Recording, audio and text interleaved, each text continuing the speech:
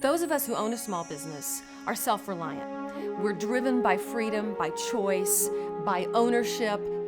Small business people are optimistic, the kind of optimism that's rooted in a great idea. We can create jobs, we can create wealth, we can make the world a better place. Small Business 2000 with Hattie Bryant.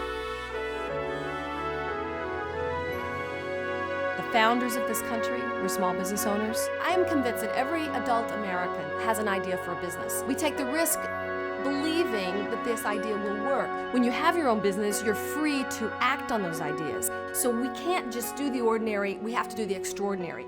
Small Business 2000 is made possible by IBM. We're not just for big business anymore.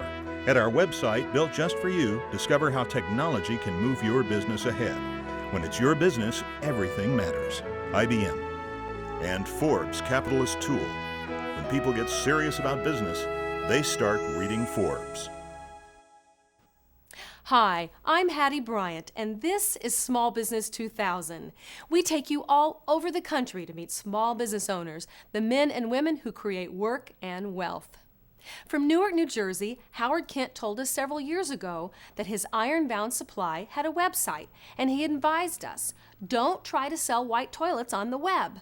Howard sells pipes, valves, and fittings, and his foresight about what to sell on the web is paying off big time. From his website, ironbound.com, he is selling hundreds of thousands of dollars worth of computer-actuated valves, but no white toilets. We hope you have a computer in the room where you're watching TV. Come online now to sb2000.com to learn more about Howard and the dozens of small business owners we have studied here. You can register for free information and sign up for cyber mentoring.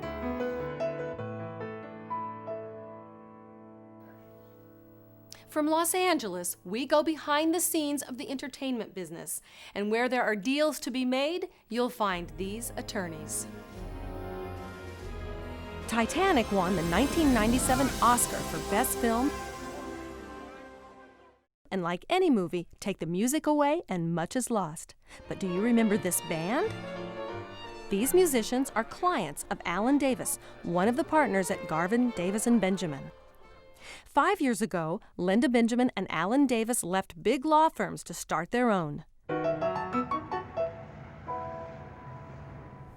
Entertainment law is a really broad area, so it means a lot of different things. The entertainment business is a business like any other business. So you have the manufacturing and distribution side and production, finance, as well as the on-screen talent, which is what everybody sees. And so they immediately identify that with entertainment law. But that's just a small fraction of it. Okay, let's pretend you have a movie star, and they're your client, and they get a film offer, or they are asked, will you be in this film? What happens next? The original deal, the deal points are first and foremost compensation, and then credit. So whether or not they're going to get, in addition to top billing or second billing, are they going to get a producer credit or some other sort of credit in addition to the talent? Like how big the name is. How big their name is. That's a very big deal. Do they talk about what color, if it's going to be in white or yellow or red? Well, you talk about what color it is in comparison to everybody else's, yeah.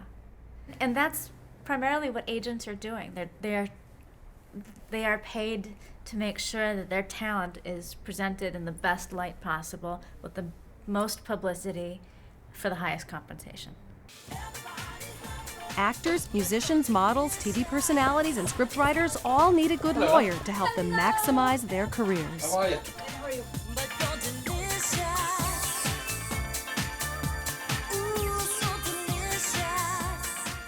Well, the contract, I mean, we negotiated it pretty tough, and you've got all the creative control, you've got the financial control. They just want this presence. And you know why I got that? Because you did the contract. She's the best. So it's not an easy business. No, it's not. It's a very complex business. That's why it's good to have a person like Linda with us, because we know she's going to make a fair decision. We know she understands every avenue. Linda is incredibly personal with all of us, and that makes a big difference. It's like she's part of the family, part of the team, not just somebody who behind books and behind telephones that you can never speak to. And she's always there. My first recorded business venture was when I was 4.5. And I went to raise money for muscular dystrophy for the Jerry Lewis Telethon. I had a carnival for the neighborhood, and my net profit was 36 cents.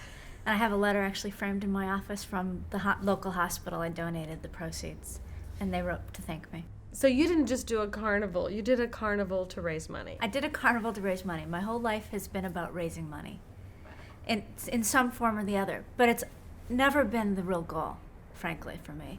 The goal has been to have independence and do what I want to do and to be happy and to make other people happy. When did you fall in love with music? I started playing the piano when I was 3, started playing flute when I was 4, and I was an active professional musician by the time I was 15. All right, so 15. What, you're in a band or what? Tell In me a about band. it. Yeah. Did you start the band? Of course. I started the band. I had a vision of what I wanted my band to be like, and so I went out and found all the other musicians and put it together and started booking the dates and told everybody what we were going to play and how we were going to play it. So you were in charge then? Yeah. Was it all girls? No, actually, it was all guys. And I soon got tired of being referred to as the girl in the band, so I formed an all-girl band. And none of my girlfriends knew how to play instruments, so I taught them how to play all the instruments. And Oh my God. went out and played some dates as this band. Okay, when did it click in your head that law might be a path you'd want to go down? I never even considered law school until I was in college. By the time I was a junior in college, I had a roster of about 18 bands that I was booking and promoting and helping them find record deals and what have you. And this was in Minnesota? It was in Minneapolis. When did you know that you were not going to be the talent? I always knew I wasn't going to be the talent. And that's not really a painful question. I love playing music. I love writing. I love doing artistic things, but I'm not great at it. I've never been great at it. But that's not to say that I couldn't have been great at it. I never really focused my efforts that way. So did you go into law school knowing you would do entertainment law? Absolutely. I absolutely did. I called somebody when I was a senior in college, called somebody I had enormous respect for. He doesn't know who I am. He was a big celebrity. He was somebody who had so much success in the music business. And I got his private phone number, and I called him at about 8 o'clock one night. I said, "Hi, you don't know who I am. This is what I am, and this is what I'm thinking of doing. What do you suggest?" He said, "Go to law school." So I decided to go to law school. The role of mentors or advisors, that's been really important to you. It's been really important to me throughout my entire life. That was a critical phone call for me, because here's somebody who'd been enormously successful in the entertainment business, and here I am saying I'm a 20-year-old female, I have some experience in the music business, this is where I am, I don't know really where I want to go with it. He said, go to law school.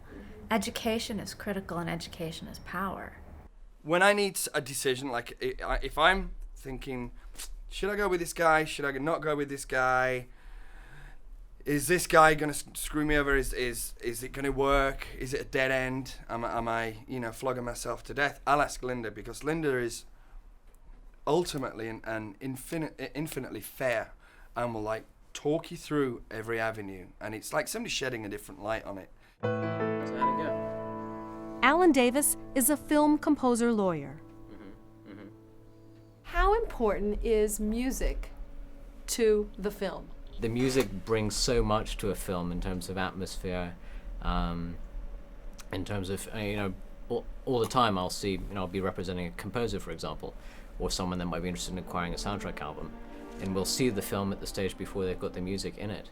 And if you're not used to that, the films are, you could see the best film without the music in it, and you come out of there and say, ugh. For example, Louis Bacalov, who won the Oscar for Il Postino. Fantastic score. I mean, a score. And this is one of the so great. I mean, what's the importance of film music? If you've seen that film and you listen to that theme, you'll probably cry. just did John Ottman, who's done films. First big film we did probably was Usual Suspects. This client was referred to me as a Swiss quintet, East Sal and Eastie, that have had a big recording career in Europe. They were approached to record the music, the orchestral, the ship's orchestra music, the Salon orchestra music for the film Titanic, but it turned out they hadn't cast the screen rolls. Now these guys aren't actors, they're musicians, but who better to play the ship's orchestra than this great quintet? And so we actually got them cast in the screen rolls for the film. I'd known Linda for 4 years before we formed a partnership, and she was my first partner. And I knew that she had tremendous skills in the area of getting out and talking to people. I can go to a party or a social function or a professional function, and maybe I'll talk to 2 or 3 people in 2 hours. I'll just focus on those people. That's what I feel more comfortable with. Linda will cover a room of 100 people in 10 minutes. So to have, so you look for people that have a skill that or that complements what you bring to the table.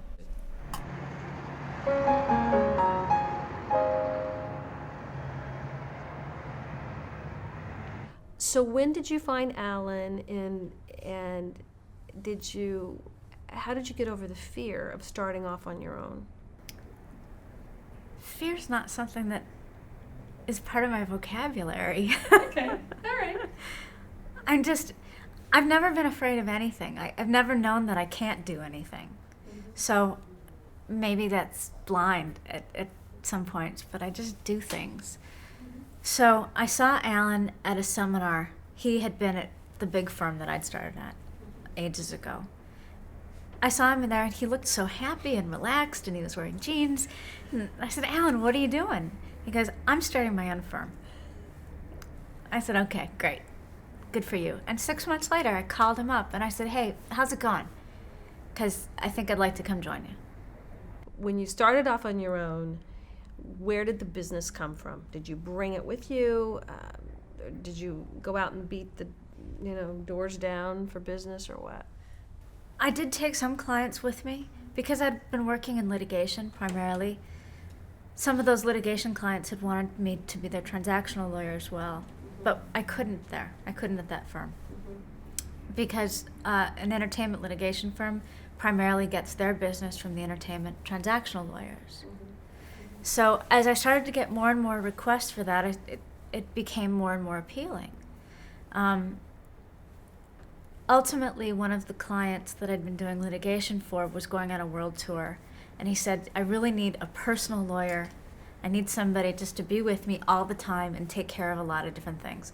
Why don't you be that person? And I couldn't resist the idea of traveling around the world with a rock band. Hey, did they give you something to play in the background? Oh, it was fantastic. John Anderson, who's the lead singer of the group, yes, did a big concert at the Greek Theater here in Los Angeles. It's a 6,000 seat venue. And he let me come on stage and sing backup for him. It was so much fun. How then does one build off of that? You come back from the world tour, you go, okay, well now, what do I do next? I started calling everybody I knew, telling them what I was doing. I mean, I was out at social events, at professional events.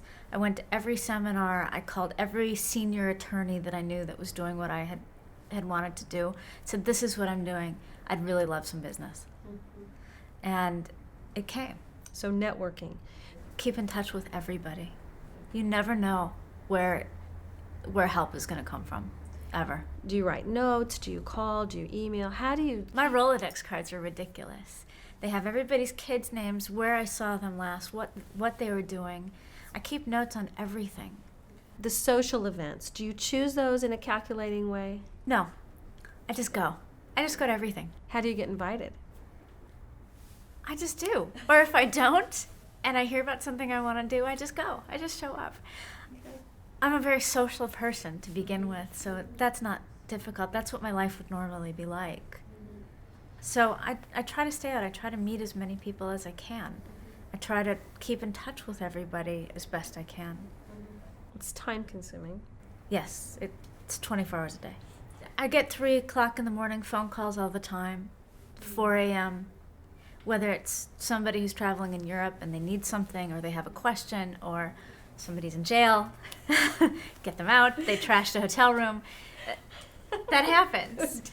But more often than not, the 24-hour-a-day thing for me is that every dinner I have is somehow business related.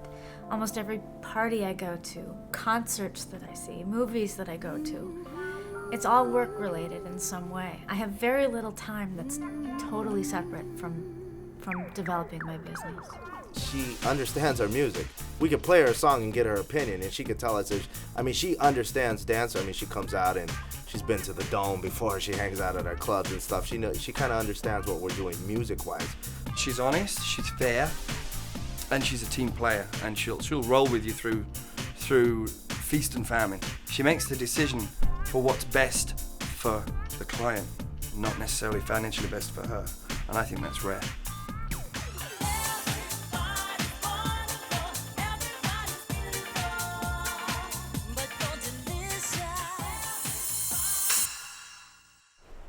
Meet more people, get to know them, and stay in touch.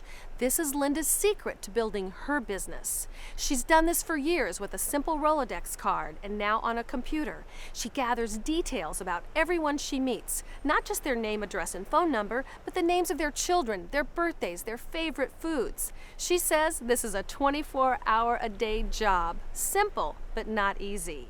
Meet more people, get to know them, and stay in touch. You'll build your business.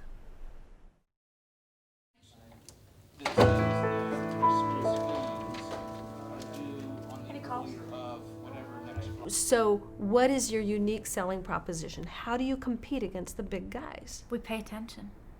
We really do. We look at the whole picture as opposed to individual transactions. We try to take care of the company or the individual's needs in all areas. So if you're looking at the overall deal and how it's going to fit into whatever else they're doing and what their long-term goals are. And then on top of that, we do great legal work. How does this firm handle a client differently than the big guys? We all work together on every client's needs. So instead of telling somebody, go talk to the tax department about your tax problem, that's not my issue. We all work together to make sure that all the different aspects of a deal and all the different aspects of the client's needs are taken care of in one central place. All right, when you and Alan added Tom, what was the goal there? What was the thought behind it? Tom added an entirely new area to our practice that fit in really well with the other things that we were doing for our clients. So we weren't necessarily looking at him to bring in entirely new clients, although that's what he did. He had a substantial practice of his own. But his areas of expertise would significantly add to our capabilities for servicing our existing clients. Tom Garvin is the senior lawyer on the team and works on all aspects of the film business. Many thanks, Wolfgang. Most appreciated. Bye. Okay, Tom. Hi. International, huh? Oh, just working in the film business. Okay, so is it an international business? We represent clients in 30-some countries. So even though we're in Los Angeles, the international business transaction practice is truly international because the clients, they don't care that their favorite lawyer or their best lawyer or whomever they choose to hire happens to be based in Los Angeles and New York if they're in New Zealand or Australia or Africa or Europe. Okay, Tom, how is that going to change the way you do business, or does it? You'll notice there's 2 or 3 things missing from this law firm that you would find if you went to a very large, medium-sized or large law firm. You would find no hard books text library. You would not find hundreds and hundreds of rows of books in a library. Here at this office? At this law firm. You have them online? We have the legal resources available online because the cost of carrying all of the physical hard copies relative to what's available online and checking everything carefully in the online world is something that's been a fairly recent development. Your unique selling proposition, your unique positioning, your niche, whatever, you have to have all the technology. in 1979, when we wanted to communicate, when I got to law school at the age of 23, I actually learned how to operate a telex machine with punch tape and yellow ribbon, and if you screwed up where the key punch was, if you got it wrong, you had to go back over and correct out the tape. Nowadays, I can email the document here at my desk. I can walk to our facsimile room and send the document through via facsimile so that it doesn't have any of the artifacts of email and there's no protocol problems and it all goes through very cleanly. And someone can call me within the space of an hour or less, have read the document, signed it, make comments, changes, and revisions. Right. Now you've got a new strategy, or a strategy that you're working on to help this firm get more expertise, but not necessarily provide bricks and mortar for people to work. Yes, right now we have of counsel specialists who are leading practitioners in their fields, all of which are not equity partners in the firm. They participate on transactions with us in a seamless way. Yes. By using technology. By using technology and by having a flexible working environment. It's a combination of the hardware, the physical infrastructure of the office, the software that's available, the information management that we do here, and the go along, get along, the make it fun for people. Because if they feel that it's a comfortable environment for them, and if they feel that they're just as much empowered and enabled as any one of the partners in the partnership, that's exactly the spirit that you want in any partnership, whatever you call the person, partner of counsel.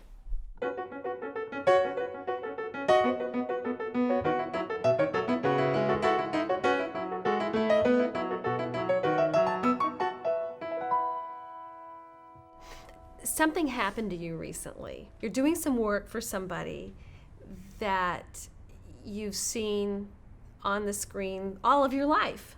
Childhood idol, no question. When I got the phone call from this person's business manager saying that she would really like it if you would handle this matter for her, I did my best to keep my cool. Said, of course, thank you very much. I look forward to seeing the documents. Click.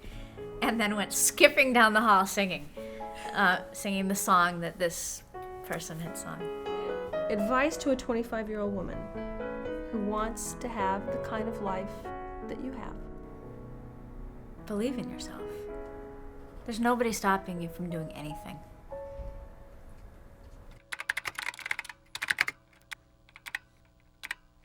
Linda Benjamin is a member of the American Bar Association. We talked to longtime ABA member and wise businesswoman Louise Raggio. Some states have mandatory bars where you can't practice unless you're a member of a certain state bar, but American Bar is purely voluntary. All right. Why would someone join then? The American Bar furnishes the services that a small practice can't furnish. For example? For example, in most states, you have to have continuing legal education. The American Bar has these seminars by teleconference, video. Now the internet, I bet. Internet, yes. And you can get your continuing legal education. Plus, you have the group power, like for insurance, or credit cards, or travel, by purchasing things. You can do it with the power of 400,000 members rather than you just being one or two people. You've often taken a leadership role over the 36 years you've been a member. Why is that a good investment for you? Well, in first place, I think that any lawyer should pay back for the benefits we've had of legal education. But selfishly, you want to meet lawyers from other states. For instance, you have a client that goes to New York or California, and through the American Bar, you meet lawyers from all over the United States. There's approximately 30 sections, but the small business people basically belong in the solo and general practice section, or the family law section.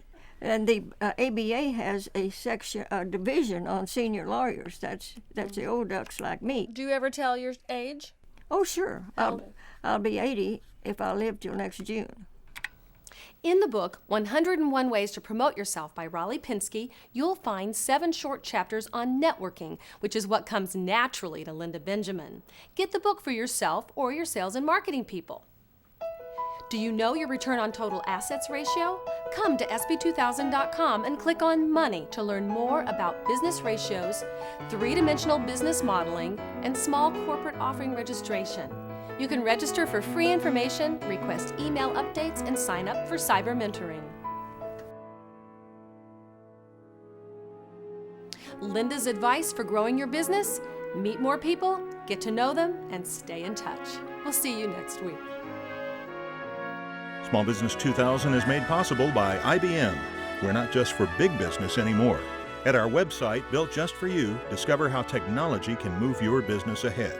When it's your business, everything matters. IBM.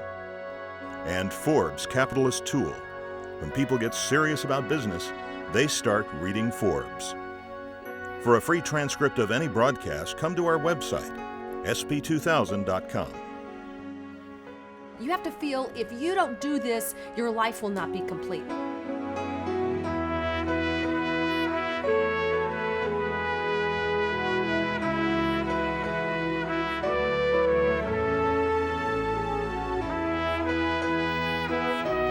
Learn today, earn tomorrow.